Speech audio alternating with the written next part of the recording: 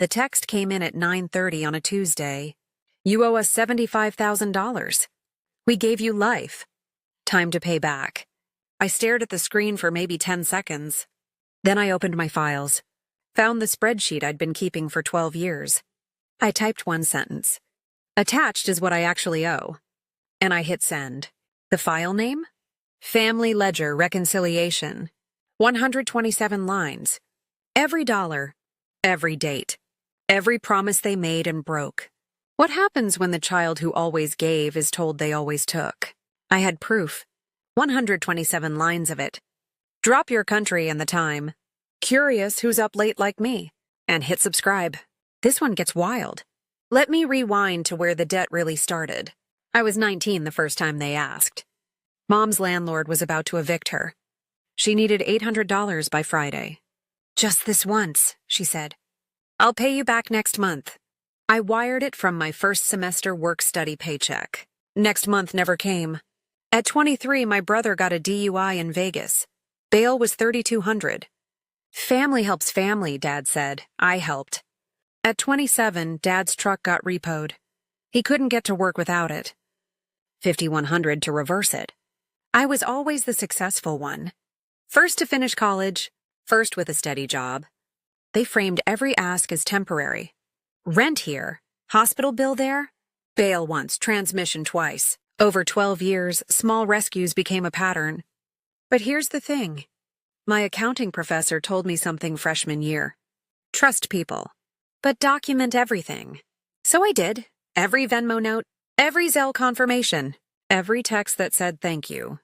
I kept a folder on my laptop, just in case. I never imagined I'd need a ledger against my own blood. But I also never imagined they'd forget. Every single time they said the same thing. We'll pay you back. You're a lifesaver. We'll never forget this. They forgot. Then came the call that changed the math. The family group chat exploded on a Sunday morning. Mom, Dad, my brother, my other sibling, all in. Big news. We're pooling money for an investment property. Family retirement plan. I typed back. That's great, congrats.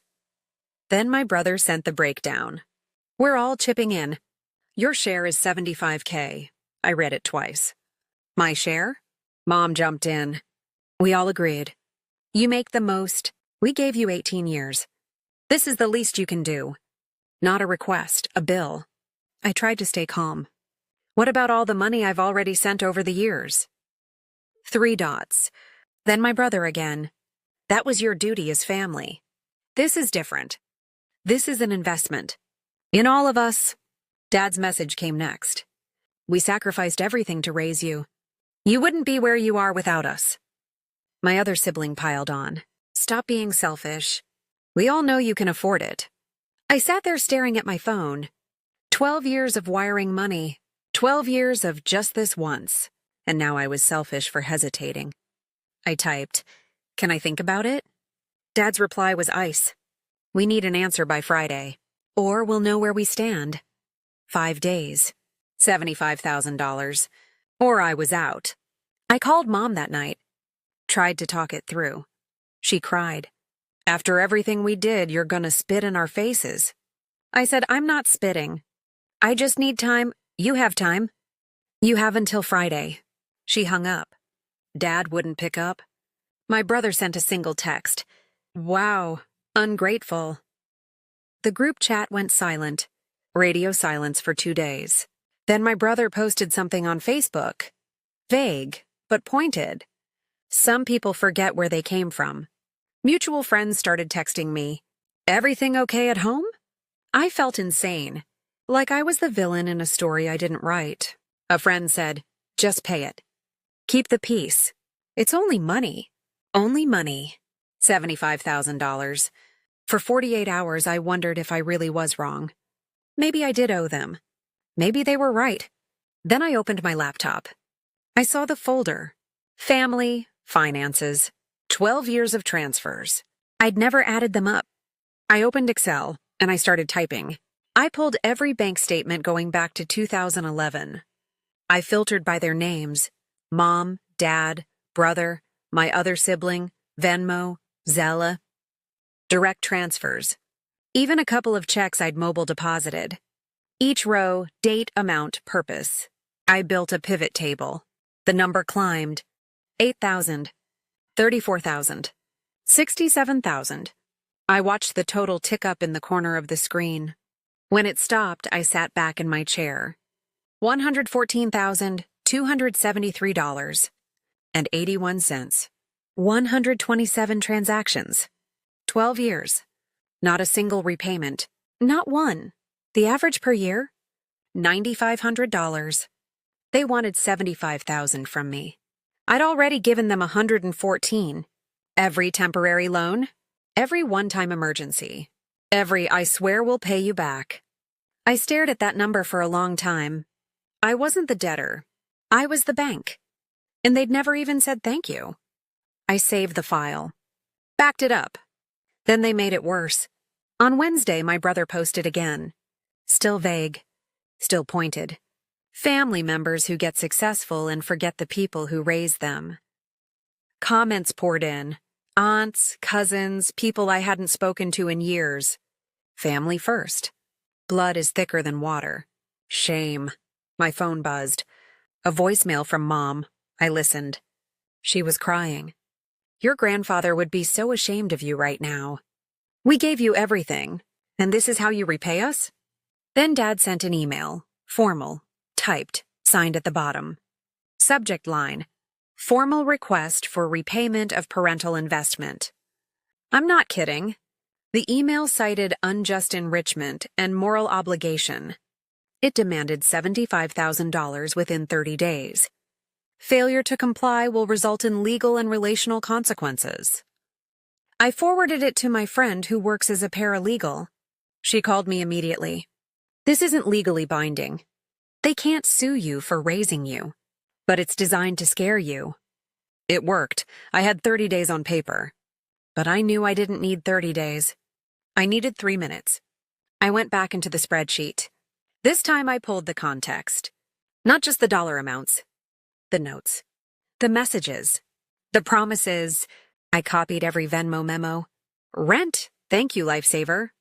Hospital copay. Can't thank you enough. Transmission. We'll pay you back by Christmas. I pulled the calendar invites I'd saved. Mom's rehab stay I paid for in secret. $8,400. My brother's credit card bailout after Vegas. $3,200. Dad's truck repossession. $5,100. Every single one labeled emergency. Every single one labeled temporary. I made a second tab in the spreadsheet. Called it promises to repay. I copied in the text screenshots. You're a lifesaver. We'll pay you back next month, I promise. This is just a loan.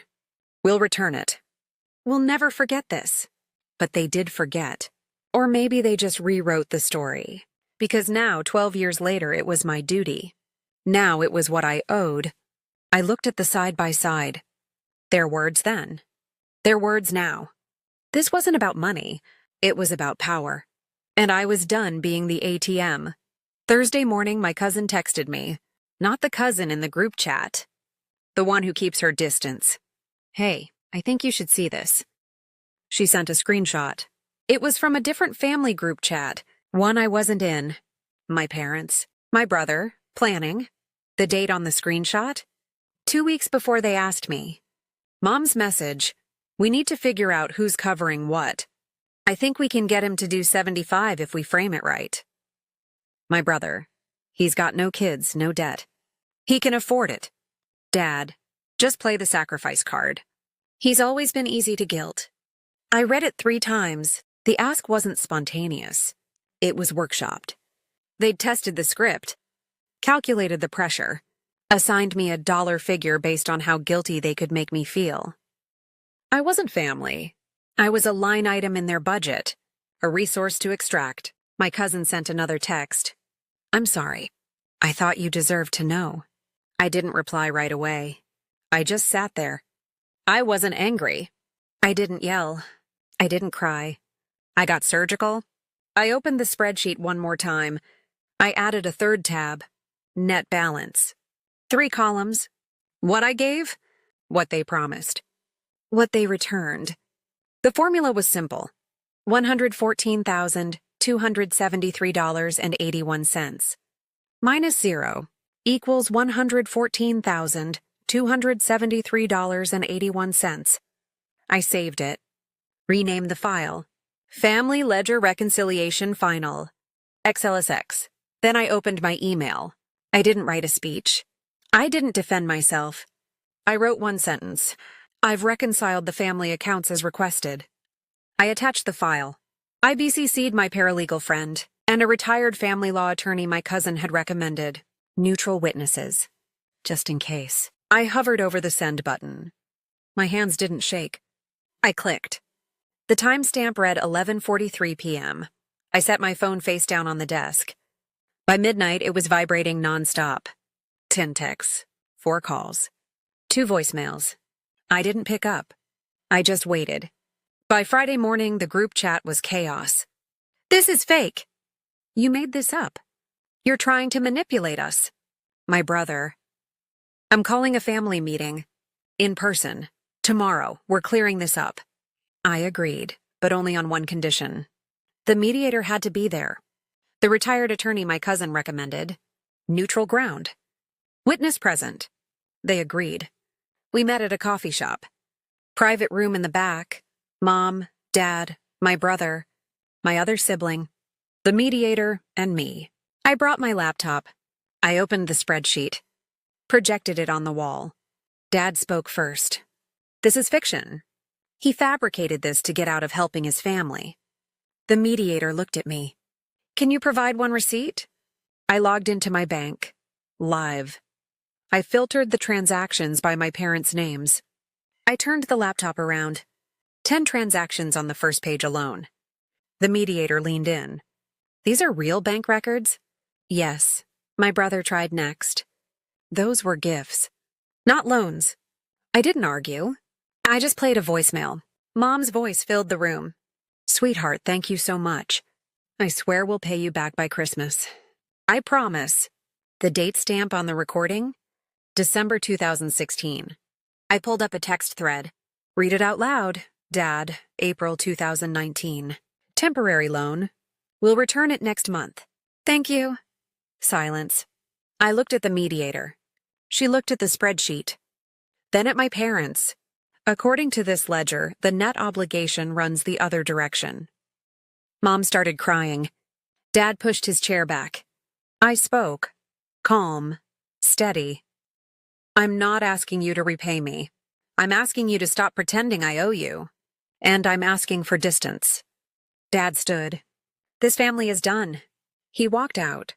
Mom followed. My brother stared at me, then left without a word. The mediator closed her notebook. You did the right thing. I wasn't sure I felt right, but I felt free. 3 months passed without contact. No calls, no texts, no holiday invite. My brother sent one message in late December. I'm sorry for how it went down.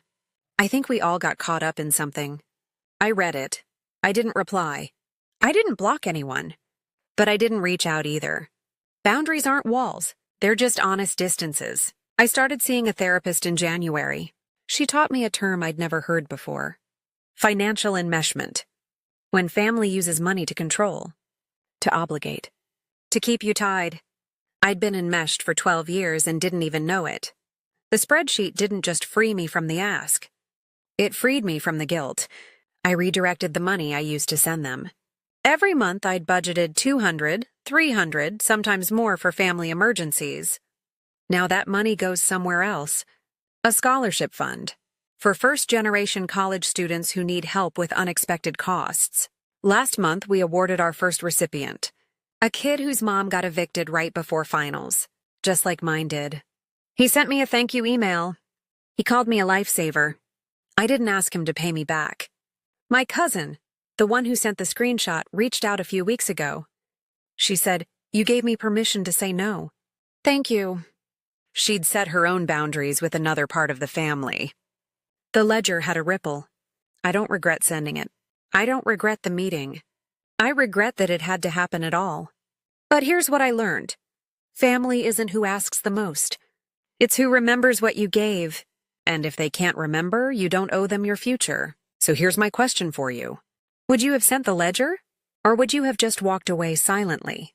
Drop your answer in the comments. I read them. And if you made it this far, hit subscribe. You just walked through financial family trauma with me. Might as well stick around for the healing part. One last thing. This story is a fictionalized dramatization. Not legal or financial advice, but the lesson is real. Boundaries aren't betrayal. They're survival. Thanks for listening.